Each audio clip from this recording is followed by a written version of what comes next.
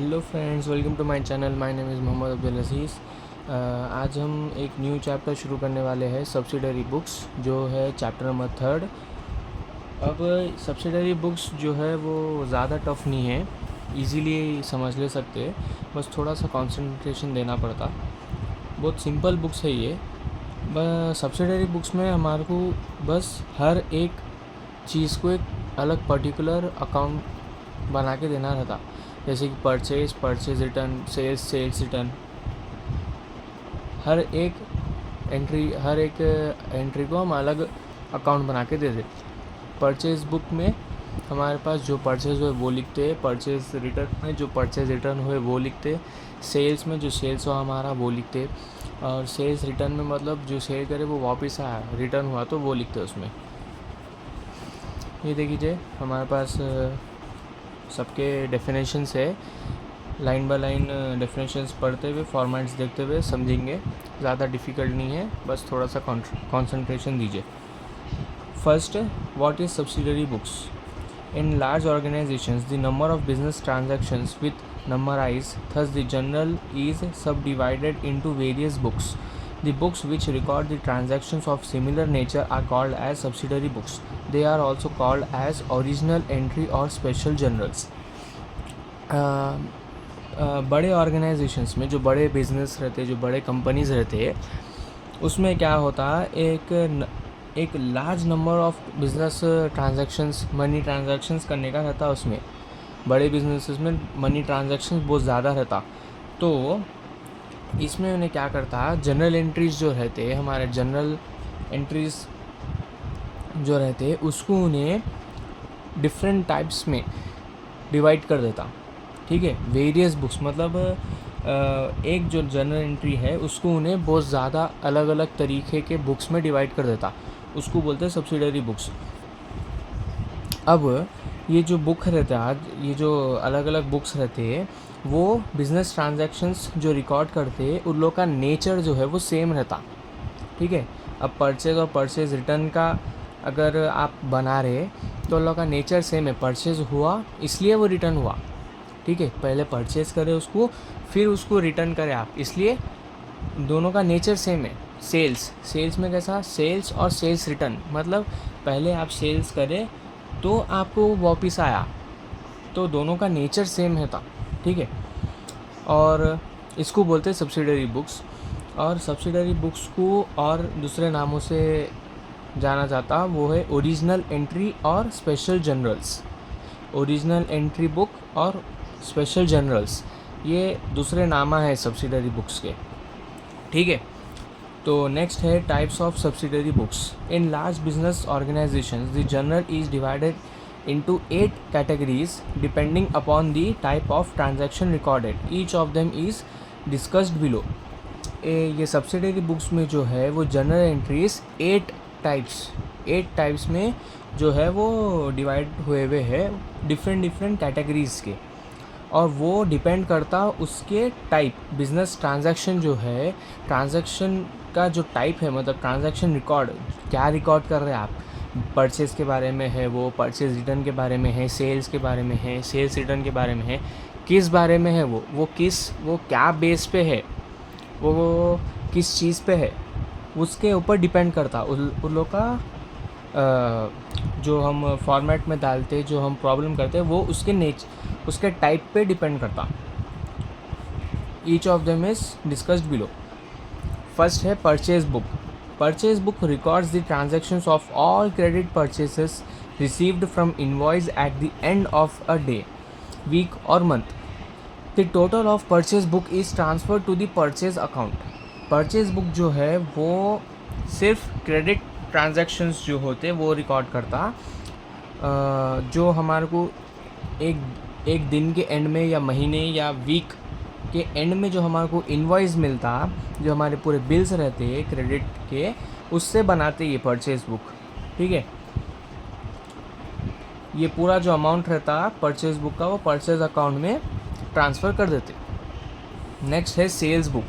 Cell book is also called as sales journal और sales day book. This book records the details of credit sales at the end of day, week or month. Here the total of sales book is transferred to sales account.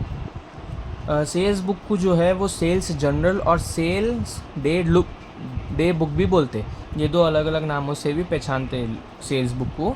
और sales book जो है वो record करता credit sales की पूरी details जो है उन्हें सेल्स बुक में रिकॉर्ड करते हम डे, वीक और मंथ के, ठीक है, एक दिन के या एक हफ्ते के, एक महीने के पूरे सेल्स, क्रेडिट सेल्स रिकॉर्ड जो है वो हम पूरे इसमें लिखते, पूरे इसमें रिकॉर्ड करते। सेल्स बुक का जो अमाउंट रहता है उसको हम सेल्स अकाउंट में ट्रांसफ़र करते। Purchase return book, purchase return book records the detail of defective and faulty goods that are returned back to the supplier. Along with the goods returned, a debit note is sent to the supplier. A debit note consists of the amount of goods returned that has to be deducted from the actual amount payable to the supplier.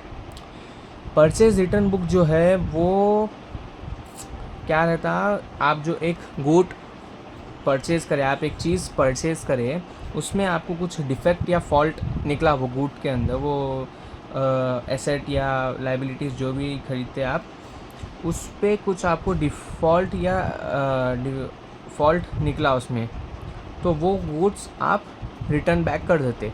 किसको? Supplier को। अब वो supplier को हम जो goods हम return कर रहे हैं उसके साथ एक डेबिट नोट भेजते। वो डेबिट नोट में उसमें ये डिटेल्स रहते कि आप कितने गुड्स रिटर्न कर रहे, अगर आप ज़्यादा लिए तो कितने गुड्स, वो एक अमाउंट में से कितने गुड्स आपको डिफ़ॉल्टेड निकले, वो उसमें पूरा डिटेल रहती है। उसमें उसका प्राइस कितना आपको डिडक्ट करना है आपके एक्चुअल अमाउंट में से, वो डिटेल्स रहते हैं उसमें डेबिट नोट में, ठीक है। और ये जो बैलेंस रहता है डेबिट नोट के अंदर, उसको आप सप्लायर, मतलब सप्लायर उसको actual amount of the goods में से माइनस करके वापस देना रहता, ठीक है।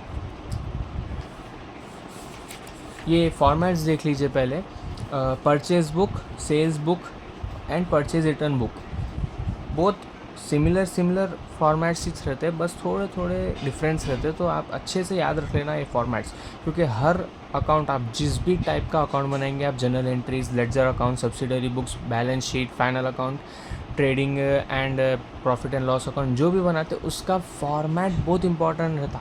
आपको पूरे प्रॉब्लम में सबसे ज़्यादा मार्क्स फॉर्मेट के मिलते, तो फॉर्मेट बहुत अच्छा बनाना पड़ता आपको।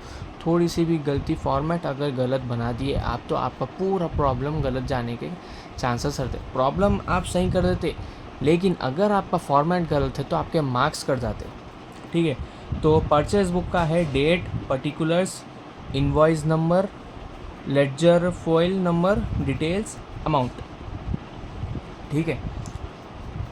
सेल्स बुक का है date, particulars, invoice number, ledger folio, dates, details, amount. और हमारा परचेज बुक का है date, particulars, debit note number, ledger folio number, amount, ठीक है। ये लेडजर फॉइल क्या है? LF।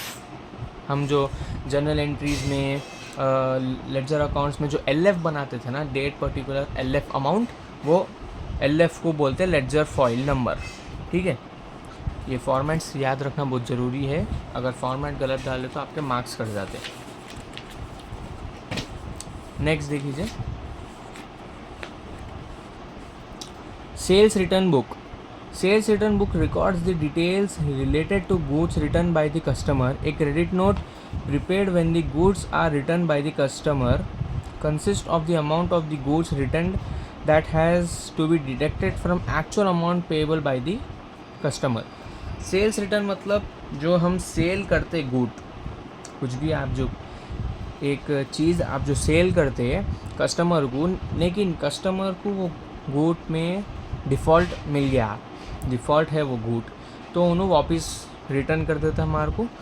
और एक क्रेडिट नोट प्रिपेयर करते जो उसमें लिखा हुआ रहता कि जो अमाउंट का कस्टमर हमारे पास से परचेज़ करे और उसमें से कितना डिफ़ॉल्ट निकला, ठीक है। अगर आप 5 चीज़ें ख़रीदे, उसमें से आपके पास अगर 3 डिफ़ॉल्टेड आइटम्स है, तो आप वो 5 आइटम्स का जो पे करे उसमें से 3 आइटम्स का अमाउंट डिडक्ट हो जाता, ठीक है। डिडक्ट होते और वो हो गए बाद में वो जो अमाउंट रहता वो वापस कस्टमर को रिटर्न कर देने का रहता, ठीक है। तो इसको बोलते हैं sales return book. Sales return book का आपको फॉर्मेट है date, particulars, credit note, ledger folio number, amount, ठीक है। ये हमारा सेल्स रिटर्न बुक बन गया। नेक्स्ट है bills receivable book, bills payable book. ये 2 बॉक्सेस नहीं आते ज़्यादा कल, ये हमारे को नहीं आते हैं। अगर आए तो मैं आपको बता तो कैसा करना, ज़्यादा कुछ भी नहीं रहता। मेनली आपको परचेस रिटर्न, सेल्स रिटर्न, ये चीज़ें आने वाले हैं, तो उन लोग पे ज़्यादा कॉन्सेंट्रेट करेंगे अपन। नेक्स्ट है कैश बुक। कैश बुक बहुत इंपॉर्टेंट चीज़ है, ठीक है। Cash book consist of the details retaining to cash receipts and cash payment in the order of their occurrence. Cash receipts are recorded on the debit side and cash payment on credit side. A cash book usually shows debit balance. The different formats of cash book include single, double and 3-column cash book and PT cash book are also follows. Cash book क्या है? Cash book के अंदर हम वो details लिखते हैं जो कि कैश रिसिप्ट्स और कैश पेमेंट, ठीक है। कैश के रिसिप्ट्स और कैश पेमेंट, ऑनलाइन ट्रांजैक्शंस रहते हैं, कार्ड ट्रांजैक्शंस रहते हैं, उसके रिसिप्ट देते हैं हम। पेमेंट्स, कैश पेमेंट जो रहता हमारा, हम कैश दे के चीज़ें खरीदते हैं, उन लोगों को कैश पेमेंट बोलते हैं। वो चीज़ें इसमें लिखने का रहता। कैश रिसिप्ट्स जो रहते हैं वो कैश बुक में डेबिट साइड रिकॉर्ड करते हैं और कैश पेमेंट्स जो रहता वो क्रेडिट साइड नोट करते। अब कैश बुक में 3 टाइप्स है, single cash book, double cash book and 3-column cash book. ये तीनों कैश बुक्स भी सिमिलर रहते हैं, बस थोड़े थोड़े डिफरेंस रहते हैं, ठीक है। पहला format single column cash book, ठीक है। सिंगल कॉलम कैश बुक में हमारा फॉर्मेट आता date, particulars, LF amount, date, particulars, LF amount. ये हमारा फॉर्मेट आ गया सिंगल कॉलम कैश बुक का। इसमें कैसा लिखना, क्या लिखना, वो सब चीज़ें हम जब प्रॉब्लम करते जब समझ में आ जाता, ठीक है। नेक्स्ट है double column cash book. Double column cash book भी सिमिलर रहता सिंगल कॉलम कैश बुक से, बस थोड़ा सा एक चीज़ डिफरेंट रहती, वो डेट, पर्टिकुलर्स, LF आया। डिस्काउंट अलाउ, इसमें डिस्काउंट का कॉलम नहीं है।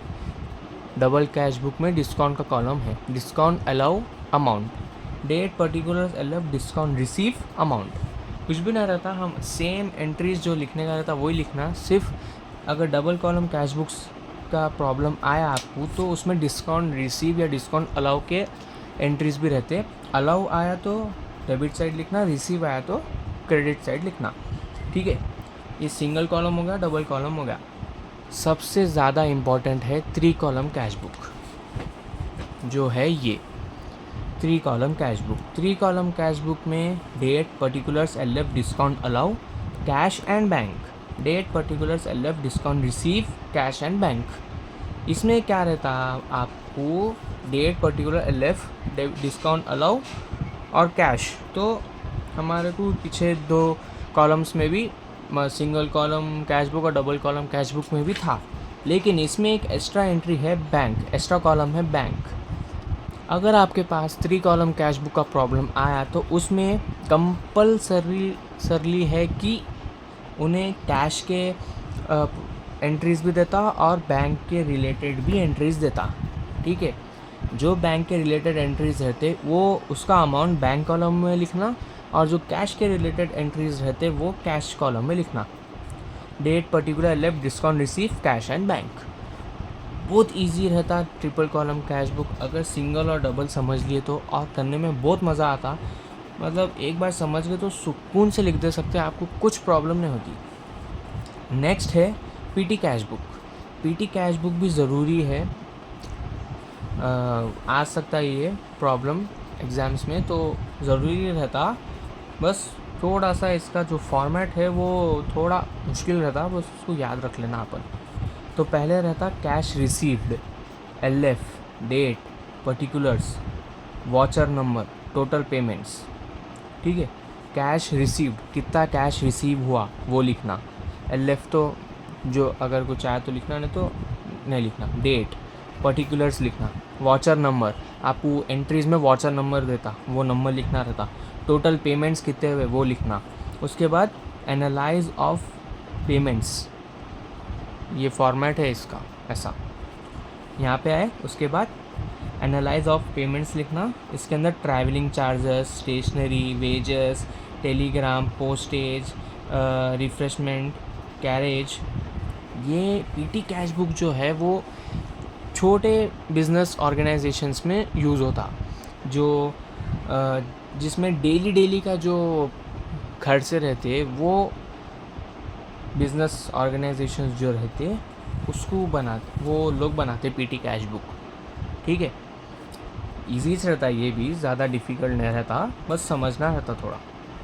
उसके बाद रीमार्क्स, आपका रीमार्क क्या है आपकी प्रोडक्शन में या आपकी कंपनी में, आपको रीमार्क्स क्या है आपकी कंपनी में, डिफ़ॉल्ट क्या है, गलतियाँ क्या है, वो लिखने का रहता है इसमें रीमार्क्स में। ठीक है, तो ये पीटी कैश बुक भी हो गया। ये इतने टाइप्स के प्रॉब्लम्स आते आपको सब्सिडरी बुक्स में, इतने टाइप्स के कॉलम्स आपको याद रखना रहता। अब बस ये सब चीज़ें फॉर्मेट समझ गए आप तो easily PT cash book easily subsidiary books कर ले सकते। हर एक कॉलम में आपको एक नई बात मालूम होती और इंटरेस्ट आता रहता। सब्सिडरी बुक्स बहुत इंटरेस्टेड सब्जेक्ट है, मतलब बहुत इंटरेस्टेड चैप्टर है। ये अगर आप समझ गए ना, बहुत आसानी से कर ले सकते सब कुछ। ठीक है, बस थोड़ा कंसंट्रेशन करके ये पूरे जो फॉर्मेट्स है, purchase return, sales return, single column cash book, double column cash book, 3 column cash book, petty cash book, ये सब चीज़ें अच्छे से समझ लेना आप लोग। इसके फॉर्मेट समझ लेना, क्या क्या लिखना है इसमें, कैसा लिखना है, तरीक़ा समझ लेना। बस कर लिए आप सब्सिडरी बुक्स, बहुत इजीली कर ले सकते हैं। सो गाइस, ये था सब्सिडरी बुक्स का इंट्रोडक्शन पार्ट।